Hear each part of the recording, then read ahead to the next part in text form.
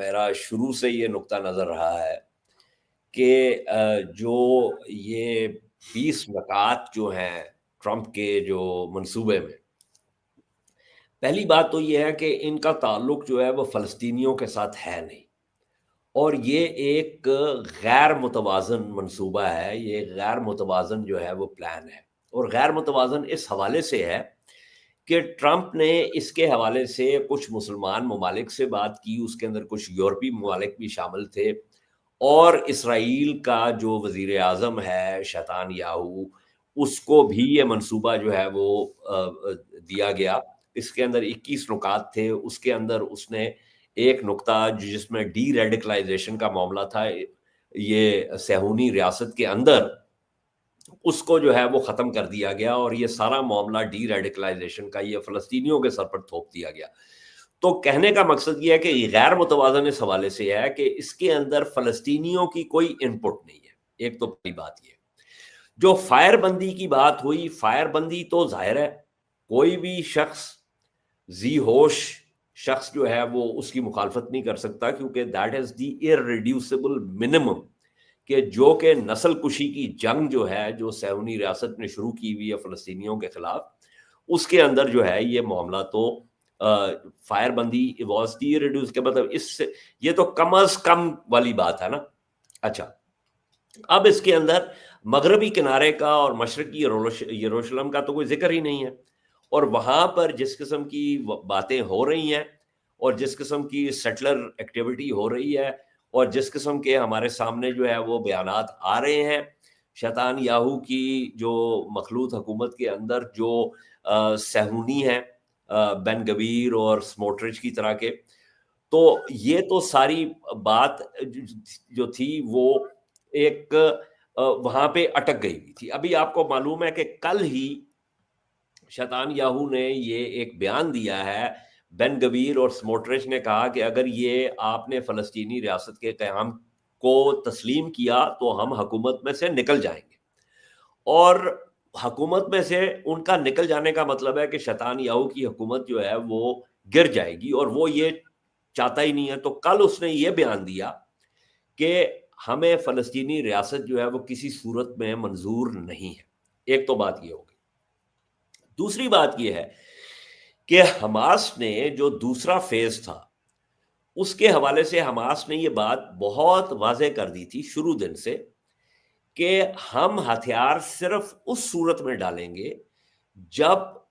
غزہ میں ایک فلسطینی جو ہے وہ عبوری حکومت آ جائے گی،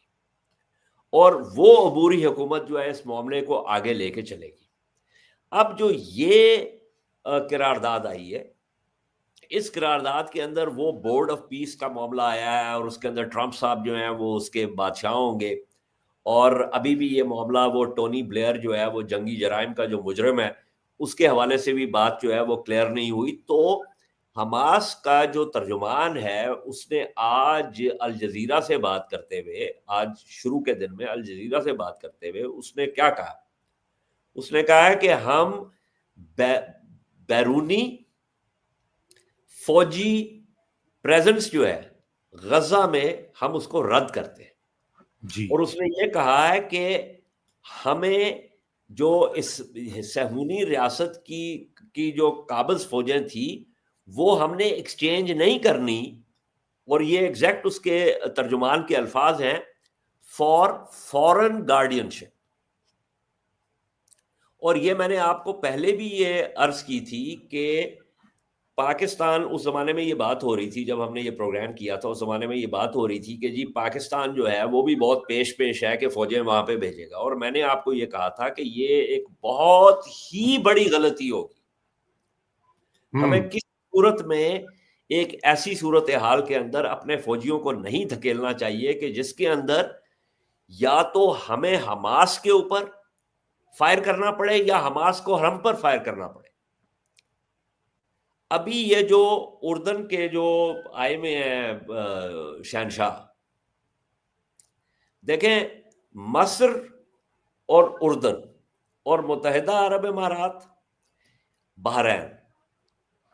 یہ وہ ممالک ہیں جو کہ اسرائیل کی یہ صہیونی ریاست کی گود میں بیٹھے ہوئے ہیں. کسی کو اس پر شک نہیں ہونا چاہیے کسی قسم کا. اور ہم اگر ان کی اقتدا میں کسی ایسی سمت میں نکل جاتے ہیں جہاں پر ہم فلسطینیوں کے حقوق پر ڈاکہ ڈال دیں گے، جیسے کہ یہ مصر اور اردن اور یہ متحدہ عرب امارات اور بحرین نے برسا برس سے ڈاکہ ڈالا ہے، تو آپ یقین کریں کہ ہم بھی مجرموں کی اس لائن میں کھڑے ہو جائیں گے جس کے اندر یہ کھڑے ہوئے ہیں. اور یہ ایک حقیقت ہے، اور آپ یقین کریں کہ یہ ہماری اس ریاست کے، جسے ہم مملکت خداداد کہتے ہیں، جس کے ناخداؤں نے، اس کشتی کے ناخداؤں نے بہت دفعہ اس کشتی کو ڈبونے کی کوشش کی ہے، لیکن جو ہماری جو شرمناک تاریخ ہے اس مملکت خداداد کی، اس میں ایک اور شرمناک باپ کا اضافہ کرنا جو ہے وہ میرے خیال میں ہمارے لیے مناسب نہیں ہے. رائٹ. اس لیے ہمیں کسی بھی ایسی چیز کا حصہ نہیں بننا چاہیے، میں بار بار آپ کو کہہ رہا ہوں، نہیں بننا چاہیے کہ جو کہ ہمارے منہ پر ویسے ہی کالک ملی ہوئی ہے. ابھی یہ 27ویں نے تو پورے منہ کو کالا کر دیا ہوا ہے، تو اگر ہم نے یہ کام بھی کر دیا تو پھر ہمارے منہ پر کالک کے علاوہ کچھ اور بھی لگ جائے گا. اور یہ میں آپ کو کوئی جذباتی تجزیہ نہیں دے رہا، میں آپ کو I am giving you a structural analysis on this. تو میں نے آپ کے پروگرام پہ بات کی تھی، یا پتہ نہیں، یا مجھے یاد نہیں، کیونکہ میں نے اس کے اوپر اتنا تحریر بھی کیا ہے، بک بک بھی کی ہے، کیا مجھے یاد نہیں کہ آپ کے پروگرام پہ کی تھی بات یا تحریر کیا یا کیا. لیکن میں نے یہ کہا ہے کہ دیکھیے، آپ نے اگر غزہ کے فلسطینی جو ہیں وہ اگر یہ آپ کو کہتے ہیں